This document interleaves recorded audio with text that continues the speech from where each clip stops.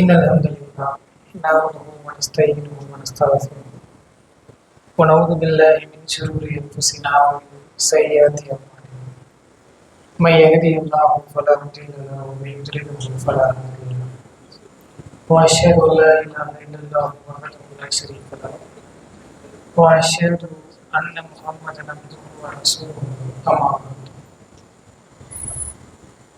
رب اشرح لي صدري ويسر لي أمري واحلل عقدة من لساني يفقهوا قولي. மகத்துவமும் மானமும் பொருந்திய எல்லாம் வல்ல ஏக இறைவனின் நல்லடியார்களே, அல்லாஹ்வுடைய அருள் பொங்கும் புனிதம் நிறைந்த ரமலான் மாதத்தினுடைய 21வது இரவில் நாம் அமர்ந்திருக்கிறோம். இந்த ரமலானில் அதிகமாக நல்லமல்கள் செய்து அந்த நல்லவல்கள் மூலமாக நாளை மறுமையில் சொர்க்கம் செல்ல வேண்டும் என்கிற உயரிய நோக்கத்தோடு அல்லாஹ்வுக்காக இந்த ரமலானில் நாம் நோன்பு நோற்று அல்லாஹ் சொன்ன கடமைகளை நல்ல முறையில் செயல்படுத்தி வருகிறோம். அல்லாஹ் நமக்கு கடமையாக்கி இருக்கிற விஷயங்களை பொறுத்தவரையில் நம்மால் இயன்ற அளவிற்கான உடல் உழைப்பை, அது மிகச் சிறிய அளவாக இருந்தாலும் அல்லாஹ் சொல்லிவிட்டான் என்பதற்காக நம்முடைய உடல் சார்ந்த சில வேலைகளை செய்து அதன் மூலமாக நன்மைகளை பெறுகிற அமல்கள் இருக்கின்றன. பெரும்பாலும் அறிந்திருப்போம், தொழுகை என்பது உடல் சார்ந்து நாம் செய்ய வேண்டிய ஒன்று. நோன்பும் கூட அப்படித்தான். இப்படி கொஞ்சம் நேரம் எடுக்கிற உடல் சார்ந்து நாம் செய்ய வேண்டிய வேலைகள், எப்படி அமல்கள் அதன் மூலமாக நன்மை பெற முடியுமோ, அதே போல மிக எளிமையான வழிகளில் எந்தவித சிரமமும் இல்லாமல் அதிகமான நன்மைகளை பெறுகிற ஏராளமான வழிகளை அல்லாஹ் நமக்கு சொல்லி காட்டியிருக்கிறான். நாம தொழுகிற தொழுகையும் நாம நோக்கிற நோன்பும் கூட சிரமமான அமல்கள் அப்படின்னு நான் சொல்ல வரல. ஏன்னா உண்மையில் தொழுகை என்பது சிரமமான ஒன்று அல்ல. நோன்பும் கூட அப்படித்தான். நம்முடைய பார்வையில் இருந்து நோன்பு ரொம்ப சிரமமானது அப்படின்னு நம்ம சொன்னாலும் கூட உண்மையில் மற்ற மாதங்களில் எப்படி உண்ணுகிறோமோ அப்படித்தான் ரமலானிலும் உண்ணுகிறோம். மற்ற மாதங்களில் எப்படி நாம் பானம் அருந்துகிறோமோ அது போலதான் ரமலானிலும் பானம் அருந்துகிறோம். இன்னும் சொல்ல போனால் மற்ற மாதங்களை விட ரமலான் தான் எல்லாத்தையும் கூடுதலாக சுவையான உணவுகளையும் சுவையான பானங்களையும் நாம் அருந்துகிறோம். மற்ற நாட்களில் நாம் உண்ணுகிற நேரத்தை விட ரமலானில் நேரத்தை மாற்றி போட்டு வைத்திருக்கிறோம். அதை தவிர மிச்சம் எல்லாமே உண்ணுவதிலிருந்து பருகுவதிலிருந்து எல்லாமே ஒரே அளவில் தான் ரமலான் மதத்தில் இருக்கிறது. இதுவும் ரொம்ப சிரமமான அமல் கிடையாது, சிரமமான கடமை கிடையாது. இதுவே எளிமையானதுதான். ஆனால் இதை விட எளிமையான பல நன்மைகளை அல்லாஹ் நமக்கு வகையின் மூலமாக நபிகளார் நமக்கு சொல்லித் தருகிறார்கள். அந்த எளிமையான வழிகளை நாம் கடைபிடிக்கும் போது நாம் இலகுவாக சொர்க்கம் செல்வதற்கான வாய்ப்புகளை நாம் ஏற்படுத்தி கொள்ள முடியும். பொதுவாக சொர்க்கம் செல்வதற்கான ஒரு அளவுகோலை மார்க்கம் சொல்லுகிறது. அல்லாஹ் திருமறை குர்ஆனில் சொல்கிறான், ஃபமன் சக்குலத் மவாசீனஹு, யாருடைய எடைகள் கனத்து விடுகிறதோ அவர்கள் சொர்க்கவாசிகள் என்று அல்லாஹ் சொல்லுகிறான். ஃபமன் ஹஃபத் மவாசீனஹு, யாருடைய எடைகள் லேசாகி விடுகிறதோ அவர்கள் நரகவாசிகள். அப்போ நாம் செய்கிற எல்லா அமல்களுமே மீசான் தராசில் எடை போடப்பட்டு நமக்கு நன்மைக்கான எடை அதிகமாக இருந்தால் அந்த நன்மைக்கான எடையை அதிகமாக வைத்திருப்பவர் சொர்க்கத்திற்கும், நன்மையான எடைகளை விட பாவமான எடை அதிகமாக இருந்தால் அதை வைத்திருப்பவர் நரகத்திற்கும் செல்லுவார் என்ற அடிப்படையாக மார்க்கம் சொல்லியிருக்கிறது. அனைவரும் அறிந்திருக்கிறோம். இந்த மீசான் திராசில் நம்முடைய எடைகளை, நன்மைக்கான எடைகளை அதிகப்படுத்திக் கொள்ளுகிற பல செய்திகளை, பல திக்ருகளை மார்க்கம் நமக்கு சொல்லிக் கொடுத்திருக்கிறது. அந்த திக்ருகளை நாம் மற்ற நாட்களில் செய்தால் பல நன்மைகள் ஏற்படும். அதை விட இன்னும் அதிகமான நன்மைகள் நாம் இது போன்ற ஒற்றைப்படை இரவுகளில் கேட்கும் போது இன்னும் சுலபமான வழிகளில் ஏராளமான நன்மைகளை நாம் அடைய முடியும். நபிகளார் சொன்னார்கள், லைலத்துல் கத்ர் இரவு என்பது 1000 மாதங்களை விட சிறந்தது. அப்ப இன்றைக்கு கூட இருக்கலாம். இன்றைக்கு நாம் அது போன்ற பிரார்த்தனைகளை செய்து அந்த பிரார்த்தனைகளை உணர்வுபூர்வமாக செய்து அல்லாஹ் அதை ஏற்றுக்கொள்வானேயானால் நம்முடைய ஆயுள் முழுக்க நாம் செய்த நன்மைகளை விட அதிகமான நன்மைகளை நாம் பெற்றுக்கொள்ள முடியும். சின்ன சின்ன திக்ருகள் தான். அதுல ஒரு செய்தி ரசூலுல்லாஹ் சொல்றாங்க, அல்ஹம்துலில்லாஹ் என்று கூறுவது எடைகளை அதிகரிக்க கூடியதாக இருக்கிறது. அல்ஹம்துலில்லாஹ் என்கிற ஒரு வார்த்தை. அந்த வார்த்தையை பெரும்பாலும் எல்லா முஸ்லிம்களும் அறிந்திருப்போம். அறியலன்னு சொல்ற ஆளே இருக்க மாட்டாங்க. எப்படி அறிஞ்சிருப்போம்? சாதாரணமா நம்முடைய வாழ்க்கை நடைமுறையில் அந்த வார்த்தை வெளிப்படும்.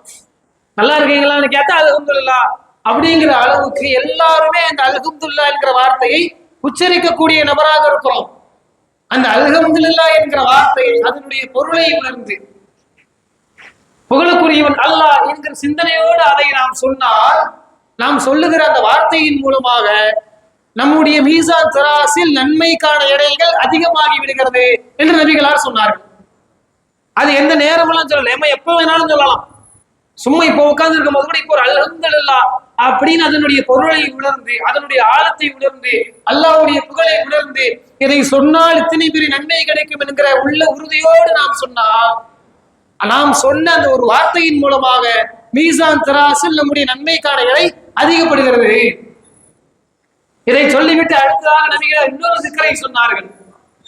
அல்ஹம்துலில்லாஹ் என்று சொன்னால் அது எடையை கனப்படுத்துகிறது.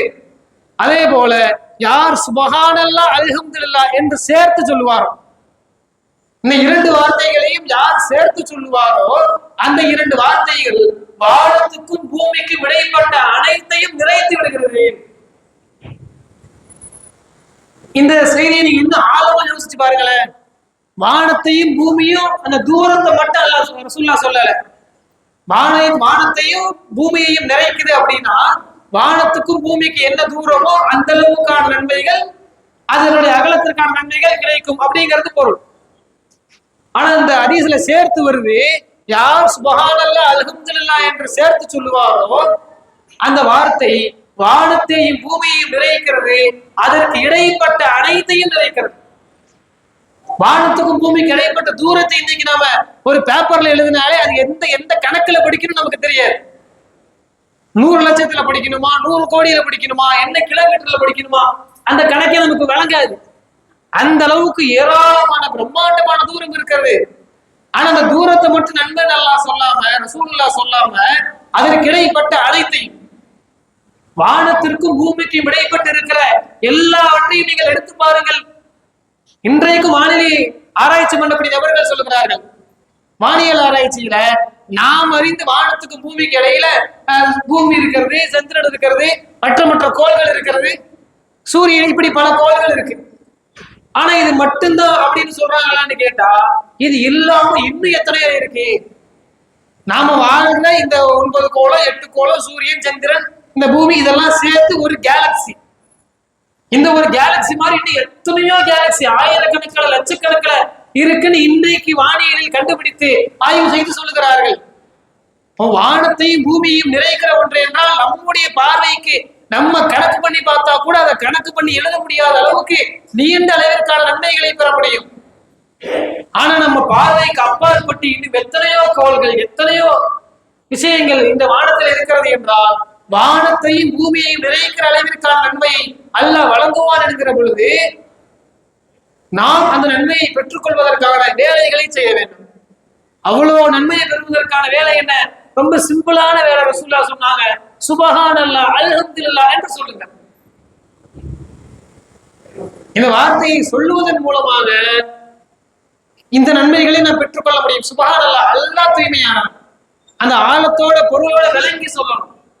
அல்லாஹ் தூய்மையானவனா? எப்படி தூய்மையானவன்? அல்லாஹ் எந்த கரைகளும் இல்லாதவன், எல்லா பாவங்களுக்கும் அப்பாற்பட்டவன், எல்லா பலவீனங்களுக்கு அப்பாற்பட்டவன் அப்படின்னு அல்லாஹ்வுடைய ஆற்றலை உணர்ந்து அந்த வார்த்தைகளை, எல்லா புகழும் அல்லாஹ்வுக்கு, அல்ஹம்துலில்லாஹ் என்ற அதனுடைய அர்த்தத்தை மனதிலே ஆழமாக பதிய வைத்துக் கொண்டு இந்த வார்த்தைகளை சொல்லும் போது இந்த நன்மைகளை நாம் பெற்றுக்கொள்ள முடியும்.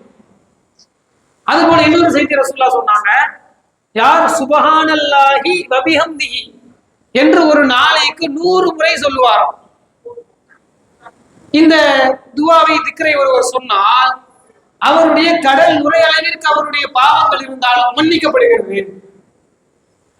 நமக்கு கூட கேள்வி வரும், மற்றது சுபஹானல்லாஹ் அல்ஹம்துலில்லாஹ் ஒரு வார்த்தை, ஒரு தடவை சொன்னா போதும், அல்ஹம்துலில்லாஹ் ஒரு வார்த்தை, இது என்ன சுபஹானல்லாஹி வ பிஹம்திஹி அப்படிங்கிறது 100 முறை கவுண்ட் கூட இருக்கு அப்படின்னு நம்ம சிந்தனை கூட ஏற்படும். சைத்தான் உண்மையில அப்படித்தான் வரவும் செய்வான். சைத்தான் எப்படி காட்டுவான்? இதெல்லாம் 1 100ங்கும் போது 100 எங்க இருக்கு? அப்படின்னு சைத்தான் நம்ம இடத்துல காட்டுவான். அதை 100ங்கிறத யோசிச்சு பாருங்க. சுபஹானல்லாஹி வபிஹம்தி இதை சொல்லுவதற்கு அதிகபட்சம் ரொம்ப பொறுமையா நிதானமா சொல்ற ஆளுன்னு எடுத்துக்கிட்டா கூட ஒரு 3 செகண்ட்ல சொல்ல முடியும். 2 செகண்ட்ல சொல்லலாம், 1 செகண்ட்லயும் சொல்லலாம். ரொம்ப நிதானமா சுபஹானல்லாஹி வபிஹம்திஹி அப்படின்னு ரொம்ப நிதானமா சொன்னா கூட 3 செகண்ட்ல சொல்லலாம் அதிகபட்சம். ஒரு தடவை சொல்லுவதற்கு 3 செகண்ட்னா 100 முறை சொன்னா 300 செகண்ட். 300 செகண்ட்ங்கிறது என்ன? 5 நிமிஷம். நம்முடைய 24 மணி நேரத்துல வெறும் 5 நிமிடத்தில் நம்முடைய கடல் நுரையழிவிற்கான பாவங்களை அல்லாஹ் மன்னிப்பதாக சொல்லி காட்டுகிறான். 5 நிமிஷம் பெருசா தெரியுதா? அதையும் சுருக்கி பாருங்க. 10 பேரோட வாட்ஸ்அப் ஸ்டேட்டஸ் பார்த்தோம்னா 5 நிமிஷம். 10 பேரோட வாட்ஸ்அப் ஸ்டேட்டஸ் பாக்குறோம்ல, ஒரு ஸ்டேட்டஸ் வீடியோ 30 செகண்ட் அப்படி கணக்கு வச்சா கூட 10 பேரோட பார்த்தோம்னா 5 நிமிஷம் முடிஞ்சு. அப்ப அவ்வளவு குறைவான நேரம். ஆனா சைத்தான் 100 ஆச்சு அப்படியே பெருசா காட்டுவான். இந்த குறைவான நேரத்தில் சுபஹானல்லாஹி வபிஹம்திஹி என்று யார் ஒரு நாளைக்கு 100 முறை சொல்லுவாரோ அவருடைய கடல் நுரையளவிற்கான பாவங்கள் மன்னிக்கப்படுகிறது. பொதுவாக நம்முடைய பாவங்கள் மன்னிக்கப்படுவதே அல்லாஹ் நமக்கு செய்கிற மிகப்பெரிய ஒரு அருள். ஒரு நாளைக்கு எத்தனை பாவங்களை செய்திருப்போம்? நமக்கு தெரிஞ்ச பாவங்கள் தனி லிஸ்ட் சொல்லலாம். நமக்கு தெரியாத பாவங்கள் இன்னும் பல விஷயங்கள் இருக்கும். அது அல்லாஹ்வுக்கு தான் தெரியும். அல்லது யாருக்கு அந்த தீங்கை செஞ்சோமோ அவருக்கு தான் தெரியும். நம்மளே கூட நண்பர்களுக்கு மத்தியில 2 பேரு நல்லா பேசுறாரு, திடீர்னு பேசாம நம்மளை பார்த்தா முகத்தை திருப்பிக்கிட்டு போறாரு, என்ன விஷயம் விசாரிக்கும் போது அன்னைக்கு இப்படி சொல்லிட்டீங்கல்ல அப்படிங்கும் போது நமக்கே தெரியும். ஆஹா இப்படி சொன்னோமா, இப்ப தெரியாம சொல்லிட்டேன், எந்த எதையும் மனசுல வச்சு நான் சொல்லலையே, சும்மா சாதாரணமா தானே சொன்னேன் அப்படின்னு நமக்கு தெரியாம எத்தனையோ விஷயங்களை சொல்லியிருப்போம். அதன் மூலமாக எத்தனையோ பேர் பாதிக்கப்பட்டிருப்பார்கள், கவலைப்பட்டிருப்பார்கள். சில பேர் அல்லாஹ் கிட்ட ஒப்படைச்ச ஆட்கள் இருப்பாங்க. சில பேர் நம்மளை தப்பா நினைச்சு அதை அவங்க மனசுடைஞ்சு போன ஆட்கள் இருப்பாங்க. நாம் தெரிஞ்சு செய்த பாவங்கள் ஒரு பட்டியல் என்றால் தெரியாமல் செய்த பாவங்கள் இன்னும் அதிகமாக இருக்கும். அப்படி நாம் தெரியாமலும் தெரிந்தும் செய்த பாவங்களுடைய எண்ணிக்கை எடுத்து பார்த்தால் ரமலான் மாதத்திலும் கூட நாம் அதிகமாக சொல்ல முடியும் என்கிற அளவிற்கு அதிகமான பாவங்களை செய்யக்கூடிய நபராக நாம் இருக்கிறோம். அப்படி பலவீனமான நபர்களுக்கு அல்லாஹ் சொல்லுகிறான், எல்லாருமே பலவீனமானவர்கள் மனிதர்கள் எல்லாருமே. அப்படி பலவீனமான மனிதர்களுக்கு அல்லாஹ் சொல்லுகிறான், நீங்கள் சுபஹானல்லாஹி வபிஹம்திஹி என்று ஒரு நாளைக்கு 100 முறை சொல்லுங்கள். கடல் நுரையளவிற்கு நீங்கள் பாவம் செய்தாலும் மன்னித்து விடுகிறேன். கடல் நுரையளவு கணக்கு பண்ண அதையும் கணக்குல சொல்ல முடியாது. அல்லாஹ் எதையெல்லாம் சொல்லி மன்னிக்கிறேங்கிறானோ அதெல்லாம் கணக்கே கிடையாது. அல்லாஹ் பத்தி சொல்லும் போது கணக்கின்றி இழந்து போகணும்னு சொல்லுவோம்ல, யோசிச்சு பாரு. கடல் நுரை அளந்து பார்த்து எவ்வளவு, எதுல அளக்கிறது? வெயிட்ல அளக்கிறதா, லிட்டர்ல அளக்கிறதா, எதுல அளக்கிறது? அளந்து பார்த்தா அந்த அளவு நம்ம எழுத முடியுமா, சொல்ல முடியுமா? கடல் நுரை அளவு இருக்குன்னா அந்த அளவிற்கான பாவம் ஒருவருக்கு இருந்தாலும் அல்லாஹ் மன்னிப்பதாக சொல்லுகிறான். ஆனா அதுல ஒரே ஒரு விதிவிலக்கு, ஷிர்க் வைத்தவரை தவிர, ஷிர்க்கினுடைய பாவத்தை தவிர. ஷிர்க் பண்ணிட்டு அல்லாஹ் கிட்ட மன்னிப்பு கேட்டா அப்ப மன்னிப்பான். ஆனா இந்த துவா ஓதிட்டாருங்கிறதுக்காகவே ஷிர்க் வைத்த நிலையில் ஓதினார் என்பதற்காகவே ஷிர்க்குடைய பாவத்தை அல்லாஹ் மன்னிக்க மாட்டான். ஷிர்க்கை தவிர நாம் செய்த எல்லா பாவங்களையும் அல்லாஹ் மன்னிக்கிறான், சிறிய பாவங்களை மன்னிக்கிறான் என்று நமக்கு நபிகளால் சொல்லி காட்டுகிறார்கள். அப்போ சுபஹானல்லாஹி வபிஹம்திஹி என்று 100 முறை சொன்னால் பாவங்கள் மன்னிக்கப்படுகிறது. இது ஒரு செய்தி. இதுல இன்னும் 2 வார்த்தையை சேர்த்து ரசூலுல்லாஹ் சொல்றாங்க, யார் சுபஹானல்லாஹி வபிஹம்திஹி சுபஹானல்லாஹில் அலீம் என்று ஒரு முறை சொல்லுவாரோ, இது ஒண்ணுதான். யார் ஒரு முறை சொல்லுவாரோ அந்த வார்த்தை மீசான் திராசில் கனத்த எடையுடையதாக இருக்கிறது. இன்னும் சொல்றாங்க, இந்த வார்த்தைக்கு இருக்கிற வெயிட் மாதிரி, இந்த திக்ருக்கு இருக்கிற வெயிட் மாதிரி வேற எதுக்கும் கிடையாதுன்னு கூட சொல்றாங்க ரசூலுல்லாஹ் அந்த செய்தியில. அப்ப சுபஹானல்லாஹி வபிஹம்திஹி சுபஹானல்லாஹில் அலீம் என்று சொன்னா அந்த மாதிரி வெயிட் எதுக்கும் கிடையாது. ரசூலுல்லாஹ் சொன்ன அந்த வார்த்தையை வச்சு யோசிச்சு பார்த்தா நம்ம தொழுகையே இல்லை, வச்ச நோன்பை விட இந்த வார்த்தைக்கு நாம சொல்லும் போது அதற்கு கிடைக்கிற வெயிட் இன்னும் கூட.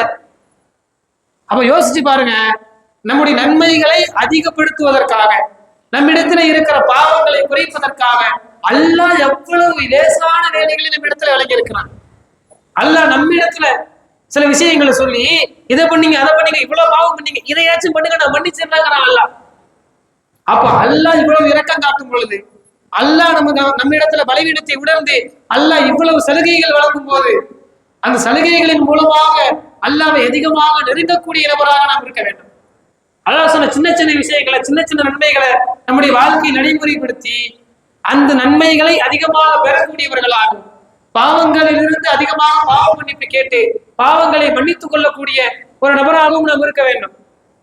அதே போல இந்த துவா சுப்ஹானல்லாஹி பிஹம்திஹி சுப்ஹானல்லாஹில் அலீம், அது மாதிரி இன்னும் ஒரு ஹதீஸ் வருது, ஒரு செய்தி. அந்த செய்தி என்னன்னா, அல்லாஹ் பொதுவாக மலக்குமார்களை படைத்திருக்கிறான். ஏராளமான மலக்குமார்கள் இருப்பாங்க. ஒவ்வொரு மலக்குமார்களுக்குமே தனித்தனியாக வேலைகளை எல்லாம் வழங்கி இருப்பாங்க. அதுல அல்லாஹ் சில மலக்குமார்களை அவங்கள ஒவ்வொரு சாலைகளிலும் எல்லாம் நடமாட விடுவான். அவங்களுடைய வேலை என்னன்னா, எல்லா சாலைகளும் எல்லா ரோட்லயும் வருவாங்க.